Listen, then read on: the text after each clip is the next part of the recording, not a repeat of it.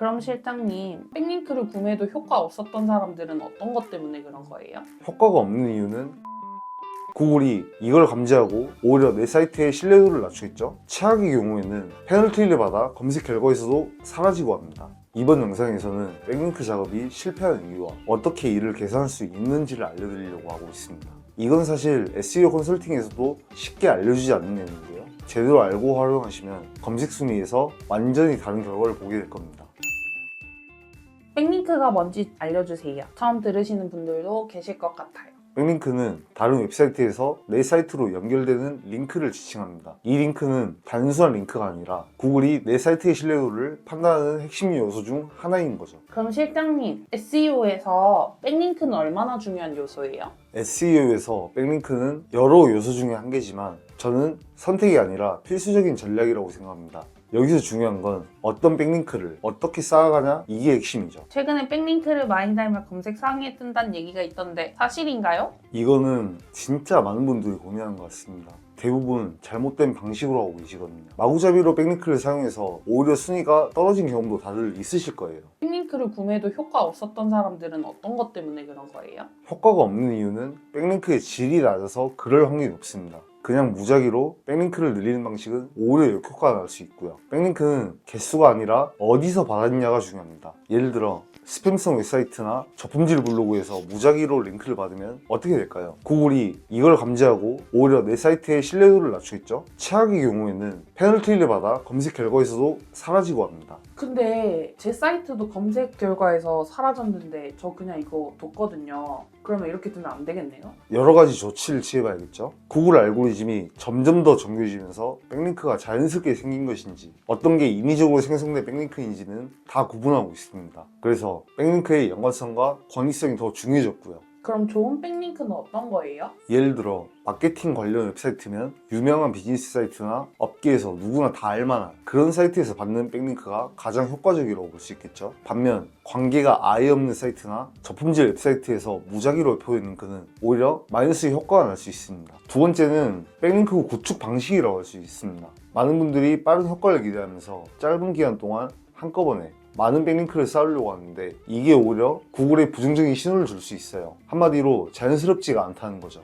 그러니까 실장님 말씀은 백링크를 단기간에 몰아서 쫙 넣으면 안 된다는 말씀이시네요. 맞아요. 한 번에 너무 많은 백링크가 생성되면 구글이 이거 이상한데? 하고 의심할 가능성이 큽니다. 그래서 시간이 지나면서 서서히 자연스럽게 쌓이는 백링크, 앵커 텍스트의 자연스러운 비율, 이런 것들이 중요하다고 볼 수 있죠. 세 번째 이유도 있나요? 네, 마지막은 잘못된 PBN 백링크의 활용입니다. PBN이란 Private 블로그 네트워크의 약자로 한국어로 해석해보면 개인 블로그 네트워크가 됩니다. 쉽게 말해서 PBN이란 개인 혹은 업체가 소유 중인 블로그의 네트워크를 말합니다. 일반적으로 이 PBN은 웹사이트의 순위를 올리기 위해서 만들어진 거라고 생각해 주시면 쉽게 이해하실 거예요. 자본력이 어느 정도 있는 업체는 자신만의 PBN을 구축하고 웹사이트에 링크를 연결해서 순위를 올리기도 하죠. 예를 들어 여러분이 운영하는 맛집 블로그를 여러 개의 다른 블로그에서 자연스럽게 연결해주면 검색 엔진이 이 블로그 중요한 정보가 있나 보네 하고 순위를 올릴 수 있고요. 하지만 아무렇게나 링크를 걸거나 품질이 낮은 PBN을 연결하면 오히려 페널티를 받을 수 있습니다. 그래서 PBN을 활용할 땐 단순히 링크 수를 늘린 게 아니라 자연스럽고 신뢰할 수 있는 사이트처럼 운영하는 게 핵심이라고 볼 수 있겠죠. 사실 실장님 말만 들어서는 하나도 모르겠어요. 결론은 PBN 백링크가 효과적인 방법이라는 거죠? 네, 잘 관리된 PBN이라면 이런 전제가 붙을 수 있겠죠. 핵심은 품질 관리가 된 PBN이라는 거죠. PBN 사이트도 그냥 무작위로 만들면 안 되고 실제로 의미 있는 컨텐츠가 있는 사이트여야 해요. 사이트의 권위 또한 그렇고요. 구글도 PBN을 감지할 수 있기 때문에 제대로 관리하지 않으면 페널티를 받을 수 있습니다. 자, 다시 정리해 볼게요. 여러분들이 아무리 작업을 해도 상위 노출이 되지 않는다면 이 세 가지에 해당하지 않나 한번 체크해 보세요.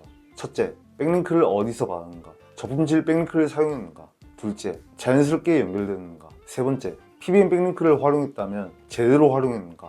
여기서 하나라도 문제가 있다 판단되면 그동안의 백링크 당장 수정해야 합니다. 기존의 작업은 그냥 돈만 날린 거예요. 그렇다면 이런 건 업체에 맡겨야 할까요? 아니요, 저는 직접 배워서 하는 게 제일 좋다고 생각합니다. 직접 구축하는 방법들은 앞으로도 제 유튜브에서 차차 풀어나갈 테니 꼭 영상 시청해주세요. 잠시만요, 실장님. 근데 저처럼 직접 하기 어려운 사람들은 어떻게 해야 돼요? 그런 분들이 있겠죠. 시간이 부족하거나 어렵다면 전문가의 도움을 받는 것도 방법이죠. 다만 기본적인 개념은 알고 계셔야 나중에 전문가에게 맡길 때에도 제대로 된 서비스를 제공하는지 판단할 수 있을 겁니다. 그러니 먼저 기본적인 개념이라도 공부를 꼭 하셔야 하고요. 마지막으로 한마디 부탁드립니다. 자, 여러분들이 백링크를 작업을 하고도 효과가 없는 이유 혹시 감이 잡히셨을까요? 잘못된 방식으로 하면 시간과 비용만 낭비하게 됩니다. 양보다 질, 그리고 자연스럽게 쌓이는 구조가 가장 중요하다는 점 꼭 기억해 주세요. SEO는 단기적인 결과를 기대하는 게 아니라 장기적인 플랜으로 전략을 짜셔야 한다는 점 꼭 잊지 마시고요. 솔직히 SEO는 쉽지 않습니다. 하지만 기본 원리를 이해하고 계시면 나중에 누군가에게 맡기더라도 제대로 된 서비스를 받고 있는지 판단할 수 있을 거예요. 앞으로도 저희 영상으로 SEO 가이드를 우선 확인하고 직접 해보시면 좋을 것 같아요. 진짜 오늘 잘못 알고 있었던 개념까지 이해가 됐습니다. 실장님, 이거 영상 찍으시고 제 사이트까지 봐주셔야 되는 거 아시죠? 당연하죠. 저희 도움이 필요하신 분들은 아래 고정 댓글 링크로 저에게 문의를 주시면 SEO 피드백을 무료로 드리고 있으니 SEO 너무 어렵다 싶으신 분들은 저희에게 문의해 주시길 바랍니다. 그리고 질문이 있으면 언제든 댓글로 남기시면 다음 영상에서 더 유익한 SEO 팁으로 찾아뵙겠습니다. 감사합니다. 수고했습니다.